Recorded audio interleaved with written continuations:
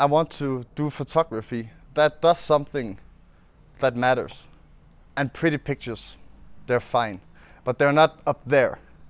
This video is brought to you by Squarespace, the all-in-one platform to build a beautiful online presence and run your business. Since I started doing photography here on YouTube, I've got a lot of questions about how I got into photography, why street photography, and how I ended up in Mexico City. This guy called Jacob, who is from Denmark, a filmmaker, he was traveling to Mexico City and he reached out to me to do an interview, and that's what you're gonna see right now. I hope you enjoy it.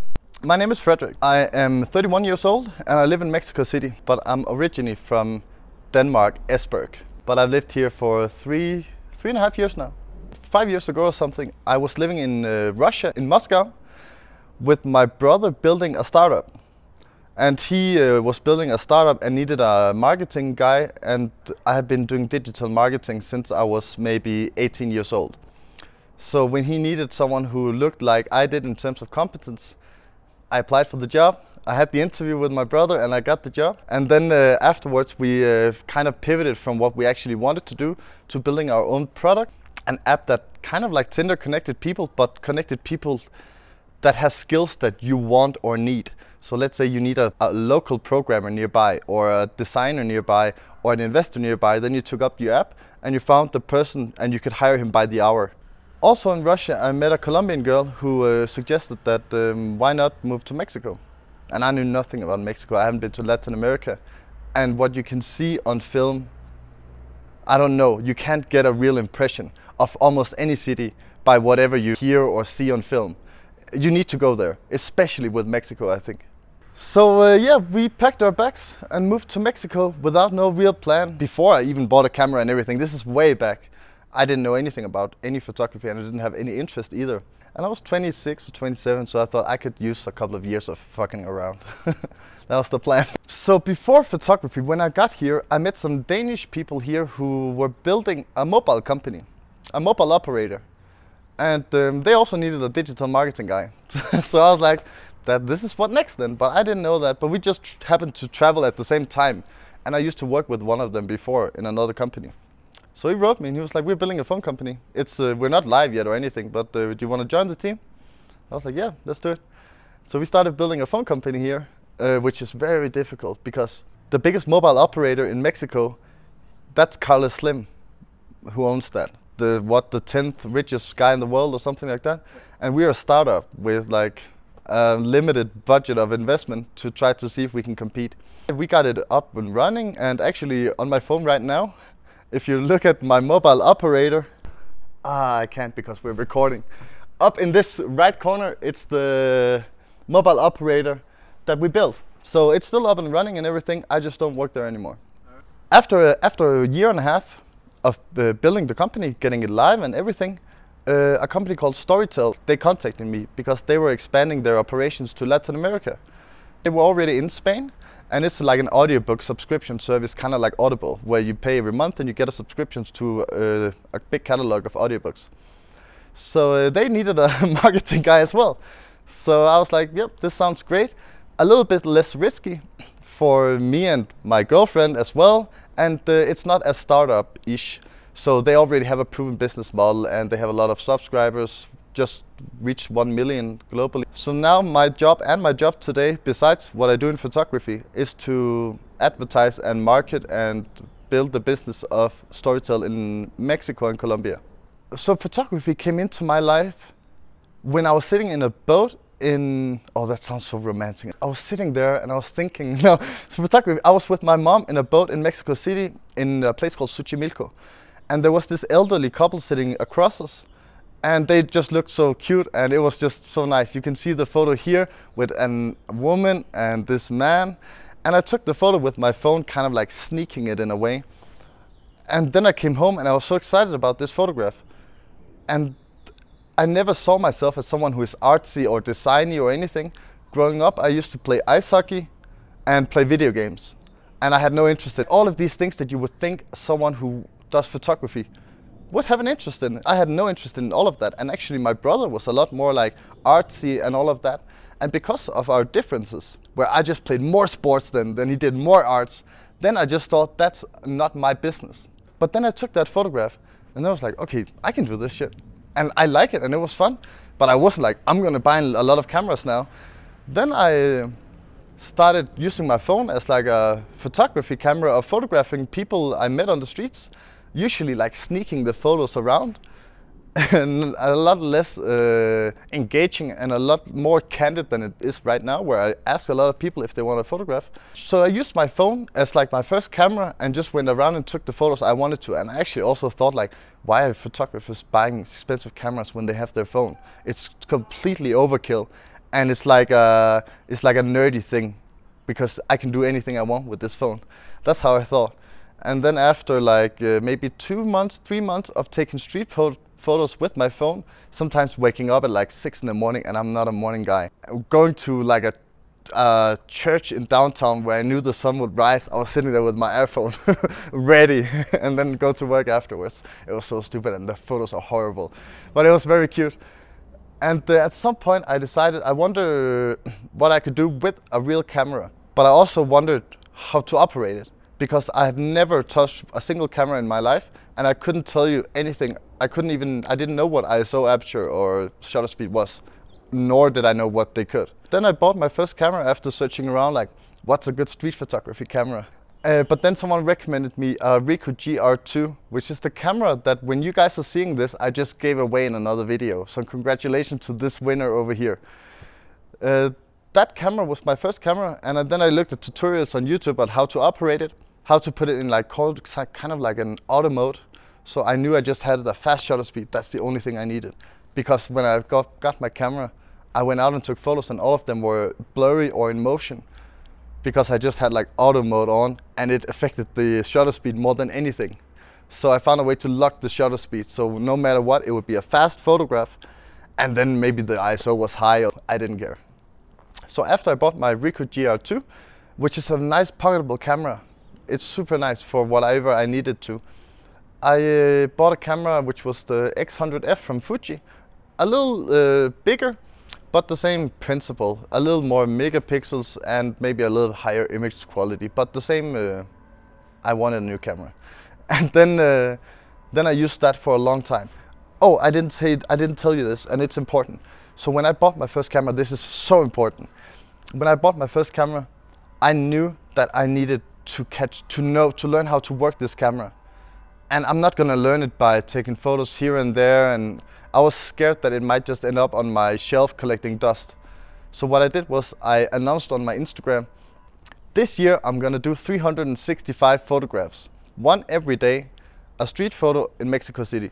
So every day on my Instagram you will see a new street photo from Mexico, and I'll take all of them with this camera. Like, there's no way I'm not gonna do it, because, and this is so important for new photographers, I think, is that you need to publish a lot.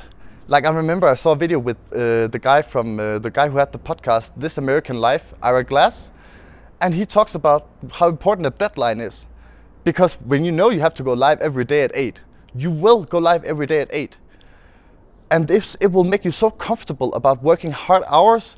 So your skills and your taste will somehow end up the same place. Whereas in the beginning, your taste for photos is probably really high, but your skills are here.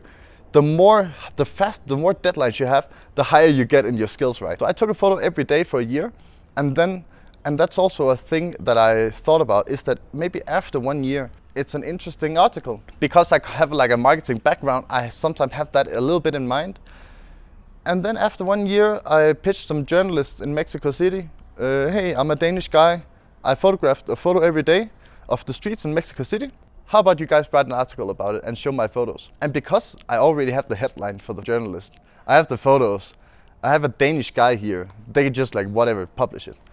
So I think that was a really important start for me, to get a lot of hours in, commit to a lot of high schedule, and then wrap it in like a package you can give to a journalist afterwards. In photography, my inspiration probably comes from the people I meet on the street. I could tell you more MMA fighters than I could tell you professional photographers. And I'm not sure that's okay, because sometimes I'm twisted, because I'm like, I'm passionate about photography, but I couldn't tell you that many photographers' names.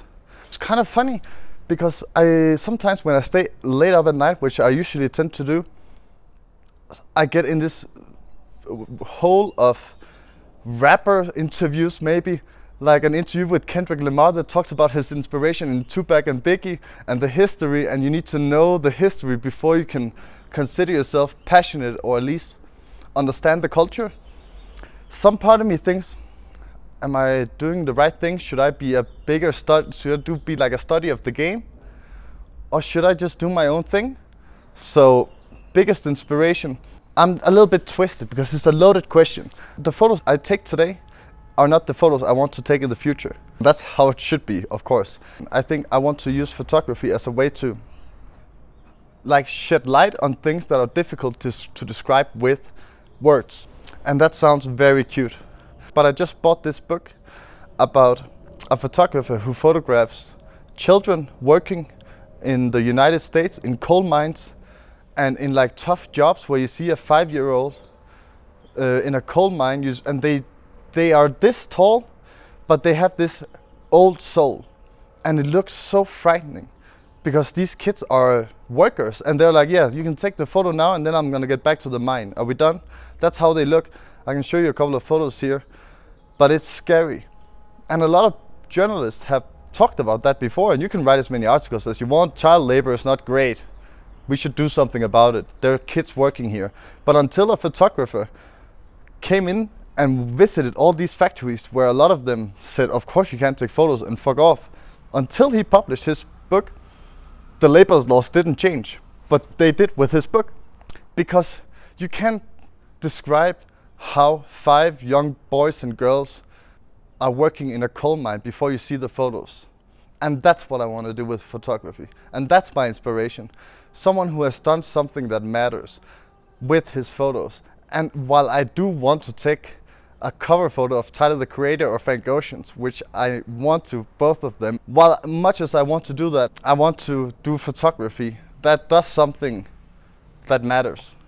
And pretty pictures, they're fine, but they're not up there. So that's what I want to do. At least do something nice for someone. It could be the local shop owner over there. He does great food and he's a great guy, but his menu card with photos are horrible. Then it could also go over there a day on a Sunday, take some nice photos of his food, laminate them or whatever he wants, and then give him a new menu card. It doesn't have to be a little crazy scale, but something that makes you feel good and proud of what you do, I think. I think if I had with Frank Ocean, since he's probably an analog lover, it has to be all analog, for sure. I'll buy my medium format, my Rolleiflex 2.8F, and then we would hopefully hang out a whole day where photos is just a small thing we do besides that. But it would be cool, and I hate this concept of like, imagine if you can photograph Beyonce or like a busy person, let's say that, and she's a busy person, I think. Then they're like, oh, you have 5 minutes with this person, then you have 5 minutes with another photographer and 5 minutes with a third one. I would rather almost not go. I'm not gonna have 5 minutes with someone and photograph them. Like, what are we gonna do for 5 minutes? Then I would rather photograph someone a lot less important, but doing something a lot cooler and have to spend the whole evening together. And then we can see what's gonna happen. But this whole concept about like, I actually had my first concert photo shoot, and I'm not a concert photographer. I'm struggling in low light situations still. But I was like, yeah, I can wing it, I think. And it was for The Offspring in Mexico City. So they hired 1 or 2 photographers, and then you apparently stay in the pit in front of the concert for like 3-4 songs, and then you get out of there. And I was like, that's so weird.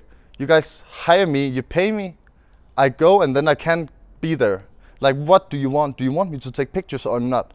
If that's what you want, then I'm gonna stay in the pit as long as I get the photos that I want. For you guys, not for myself, but for you guys. So I had some discussions with one of the people controlling the pit and went in and out during songs and all the time, because I'm like, that's what I'm here for. And this time constraint thing is the worst. I hate that part of it. Then you stand in the pit with 10 other photographers, and then they were like, oh, you could just let us know when you want to go on the scene, on the stage. You can stand behind the drummer and so on. And then depending on who's there, they'll tell fuck off. That's the audio guy maybe. Then you go next track. Then you talk to another guy. He's like, no, you can go now. and you're like, I'm not gonna ask to do my job. No.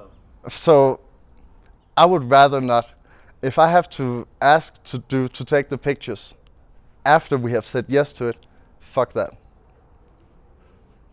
I really get that. I really do. It's fucked up that you have to fight to do your job. And they're not So many stakeholders. Yeah. This video is brought to you by Squarespace, and I'm really excited about them supporting my channel, because I've already built my fair share of Squarespace sites in the past for me and my photography friends, and I've always recommended them. So if you're a photographer like me, who wants to show your work in a professional way, then go to Squarespace, pick a template for your website from the large collection of portfolio designs, and present your photography elegantly. Head to squarespace.com/Frederik to save 10% off your first purchase of a website or a domain. So if I was with Tyler and Frank Ocean, I would just hope they would hang out and we would take photos and I would watch them do their magic.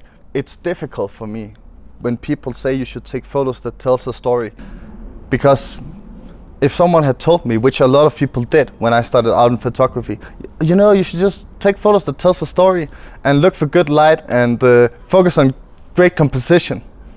And I'm like, taking a photograph that tells a story, especially in my case, probably you could do a lot more of that if you didn't do street photography. So if you planned a set and all of that, I completely agree. I'm not saying it's not important to look for great light. I'm just saying it's impossible to understand once you start out. You don't even know what good light is. Like, is that sunshine in my face?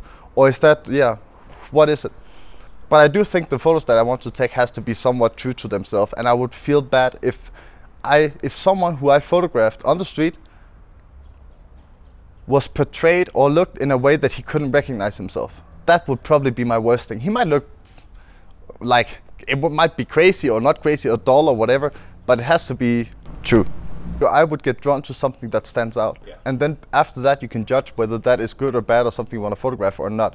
But that's of course the thing you're going to do. So if you see a red dress in like a gray area, or if you see someone having eye contact and the whole crowd is looking somewhere else, of course these moments are nice, but they are difficult to rely on, because you get those, but you can't force it, especially the good ones.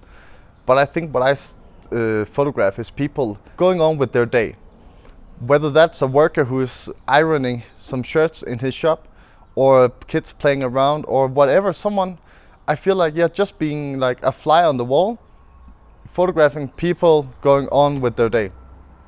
But I also would say, and some people give me shit for it, and it's kind of funny, but a lot of people like street portraits are not street photography. And while I do get that you can alter a photograph by interacting with the subject, I also think it's a different photo. I don't think one is necessarily better than the other, and I think the people who takes photos without asking the person is not necessarily more daring. I think it can take a lot more courage to actually interact with your subject, and maybe you're gonna ruin the moment. That you can say you will ruin some moments, but you can also say you can bring out new moments. So if you interact with an elderly guy or kids or whoever you're gonna photograph, then you might get to know each other, and he might be like, you know what, let's make a photograph together. But that doesn't make it less of a photo, I think. But some people have a big problem with that, and I don't see why. I do think, and that's how it started actually for me, photographing people kind of in disguise, like photographing from the hip, or like photographing people who didn't know the photograph was being taken. While I still do it, I sometimes feel it's a little scummy way of doing it. It shouldn't be, and I shouldn't feel that way about it, but some part of me sometimes is like, this is not how you take a photograph. Like, this is just uncomfortable. I'm still gonna do it, but it's uncomfortable doing, but I will always do it. But in street photography, there is of course laws and morals. I think morals are a lot more important than the laws. Maybe they shouldn't be, but the way I do it and the way I do a lot of things is I'm gonna do it how I feel it. And then I hope how I feel it is gonna be cool with everyone. That's the code. And then there are, like in Denmark, if you do it in Europe or in the UK, street photography, or you isolate a person in public, then there are like different kind of rules that maybe will prevent you from being able to publishing those. But if that was the case, then there was a lot of photo books that wouldn't exist today. And I would rather deal with a lawyer or someone else after, because I think 99% of the people you're gonna photograph are gonna be cool with it anyway. So I would rather just forget about all laws and rules and have a codec that you can look yourself into, like you can look yourself in the mirror saying you're not trying to portray someone in a shitty environment or with their finger up their nose, or like if I would hope that anyone who I photograph who watches my photos don't feel like, oh, he caught me in like a shitty situation and now he's gonna get exposure from it from that. I would feel so much like shit from that. I would like to meet everyone I've ever photographed and they would be like, at least it's true. At least it's a true photo. It's not them picking their nose or scratching their ass or something you wouldn't have in public. Or you could of course also say, I didn't want my photos in public in the first place. That's a difficult one. No, but some people might not want to be on an Instagram page, and it's kind of weird that I'm the final judge to make that call for someone who hasn't been asked. So yeah, I think it's good to let your photos sit for a little bit, or show them to your girlfriend or family or friends, and they can give you like a moral help. In terms of like photography jobs, I think I can count it on one hand or two how many jobs I've gotten. And it's been everything from, I got my first job with a fucking iPhone. So there was a guy in Mexico City who wanted me to take photos for his social media. And I was like, you know, I have an iPhone X or what's it, iPhone something 7. He was like, no, it's fine. So we went around. Oh, those photos are horrible. I could show you maybe some of them. I don't know if he's cool with it. Let's see. But this was me with a phone. And it started like this. So he was in like a bus and we wanted like some bus shots. So I said, go in the bus and then I'll take a photo from the outside. And I just met the guy. And he was like, yeah, take my backpack because I don't want to have it in the photo. So he was standing inside the bus. I was about to take the photos. Then the bus shuts and he goes. And I'm like, ciao. And then I caught him up with him on the next bus stop. But it was like, okay, here we go. There's a lot of things to learn. But it was kind of funny. And then I've taken this thing for Offspring, a portrait guy from who had a band. And then I got a really insane job 3 months ago, in December, I think, 4 months ago, where top, maybe, I think it's Fortune 50 company. It's a social media network we all use. And that's probably what I can say about it. They wanted portraits of people in Mexico being themselves and enjoying themselves. It's difficult for me to say without saying too much, but they wanted like a candid feeling to it. So they don't want like a lifestyle shoot or a real portrait shoot. Very, very different. So yeah, that was crazy. And I learned a lot through that, because a lot of people think no company will hire a street photographer. Like, you can't make that much money with street photography jobs because what you're photographing is people who hasn't asked for it. And I thought so too. But a lot of people would like this candid feeling of like being a fly on the wall and photographing people in their natural environment. So I think there's a big market actually in this for people who think they can be a commercial street photographer. And looking at, for example, let's say William Klein, who is one name drop I can do in photography. He was a street photographer, but he also was contacted for fashion shoots. And he did for Chanel and for a lot of big brands. He didn't give a shit about fashion, and he thought it was kind of silly, but they wanted his touch, and he wanted to photograph the models and have fun with that. So there's this famous photograph you see here where there's two models walking back and forth together on a sidewalk, but they did it so he was standing on like a pole with a telelens looking down there and said, you guys go back and forth here until we get the shot. But they kept going back and forth so much that people thought they were hookers. People were like, what are these beautiful women doing, just strolling around, looking around like this? And the people were like, we have to stop the shoot because there's guys that are getting real interested right now. And when I see that guy, and if you don't know that guy, go check out William Klein. There's some documentaries on YouTube, and he looks so kind, and he's so heartwarming, and the photos are great, and he's just a good guy. Not pretentious at all, and that is probably also like an inspiration for me. Someone like him who doesn't take himself too seriously and focus on having fun and take cool photos and then take it from there. In terms of my own photos, And I think I can be a little harsh on myself, but not too harsh. I think I'm the right amount of like, I said in a video before that whenever I go and take pictures, I feel like shit from start to finish.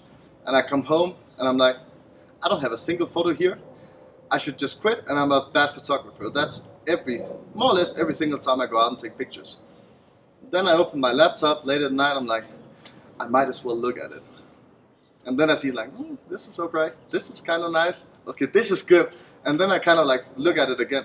But during the photo walks, it's difficult for me. Because I question myself a lot. Also because I don't take the photos I want to take yet. So I put a bar that keeps growing. But I have this photograph that you see right here, which is of this guy smoking a cigarette in his car. It was shot with my X100F, so I had to be almost inside the car to photograph him. You can see the reflections from the windows in both sides. You can see him and his cigarette, and the ash needs to get ashed soon. And his look on me, still thinking about what are we doing here. And inside cars, and it's so underrated, inside cars is like stepping into someone's home. Especially if they're messy. That's even better. Because then you see like a Coke bottle laying there. You can see the ashtrays stacked with cigarettes. There cannot be one more. And then you get an idea about how the person is and who he is.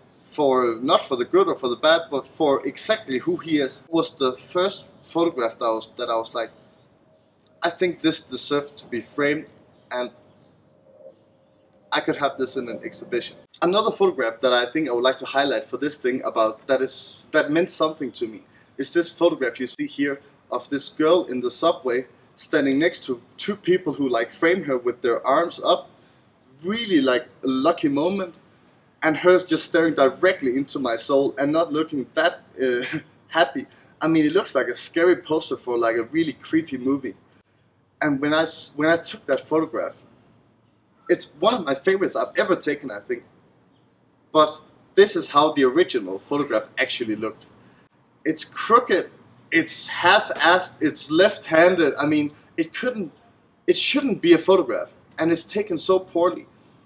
And it's so funny because sometimes we think that in photography you need to take good pictures. But you come home with 400 pictures. Now you need to decide what is a good picture after every photo walk. And that requires almost as much as taking the photograph. And it's difficult because I'm sure if I've taken hundred thousands of photos now, if another person looked through all of them, they would not pick the same ones that I did. And maybe someone who is a lot better and more accomplished photographer, or someone who studied design or whatever, he would probably have picked a photo that I have deleted because I didn't see what it was worth. So that's a whole thing. And this photograph is a perfect example of that. It's kind of embarrassing, but this is how it actually looked, and this is how the edit actually ended up with. And it's one of my favorites. And then I also have all of these that you see from the subway here that I will keep going back to, because there's something about photographing people on their way to somewhere after a busy day or on their way rushing to their job, where there's no time for posing, there's just time for getting from A to B, especially if you live in Mexico City or like a busy place. But I do think there's something important that I would also like to end with, and it's what I started with actually. It's when I started taking pictures, I took a photo every day and I called it something. It was all street photos in Mexico City, and I did it every day. It's kind of a broad topic. It's not like it's only cars or it's only ice cream or it's only something. It's street, so it gives you a lot of like room for doing different things, everything almost. But it has a label on it, and you could pitch it. You could put it in a book. You could send it to a journalist. So right now, what I'm focusing on is to do projects. So when I'm in my head, I want to do videos that are bi-weekly, maybe a little bit more frequency. So in 2 years from now, what would I like to have? If I would like to make like a little photo book about the Mexico City subway, then I'm starting now. And then the book is done in 1.5 years or 2 years or something. But you need to get real with yourself about what you would like to have in 2 years from now. And if what you're doing is photography, then it's important for you to stick to that. And of course you shouldn't just go to the same place, do the same photograph all the time, and you're going to get bored to death, maybe. But if you live in a place that is big enough for you to still be interested in going back multiple times, maybe 12, 15 times in a whole year, and grind it out, then by the end of the year you will have a project compared to just walking around photographing trees one day and sunset the other day, and then you just have a mix of things that you like. So especially for upcoming photographers, you want to like get some visibility, and you get that by wrapping your photos in like a project, and a project that you think is interesting enough to spend time doing. And my arms are sunburned from sitting out here today, man. Oh my god. But what I would like to do is make projects like we talked about, because at some point in 2 years I would like to understand how you go about printing and doing a photo book and so on. But that requires I have the photos that tells a story and that are concentrated around a subject. So I would like to make a photo book at some point, and then I can feel that in the evenings when I do my big thinking about what I should do and what sucks about what I do and why I'm not where I should be. Then I would like to do more like documentary photography, or like having photos with social aspects to it. If you like me wanted to experiment with street photography, I would suggest, yeah, do a project where you set a goal aside, like publish a photo every day. And I didn't say that actually when I talked about that concept. But the most important thing about that one is that there will be a day where you don't have a good photo. So you need to publish a shitty photo because you promised it every day. And you sit there and you hate it, you upload it, and you're like, that will never happen again. There's no way that I take these photos. So I'm gonna go back right after I publish this photo. I'm gonna run the streets of wherever city I live in and make sure I won't have that feeling again. And that was so cool, and so like it got you out and take so much more photos than I would, because if not, I would be like, nah, I can just wait a couple of days and then I'll get better photos with time. But it gets you out there. I get a lot of people saying, I live in Mexico City, or you live in New York, or you live in LA, where all the other photographers are and where there's life and everything is happening. What do you do if you live in like a city where that is not New York, that is like 50,000 people or 10,000 people? If I were living in my hometown, maybe in Esbjerg, there's 80,000 people. It's the 5th largest in Denmark. Everyone in Esbjerg knows that. Yes. If I lived there, I would probably do 2 things differently.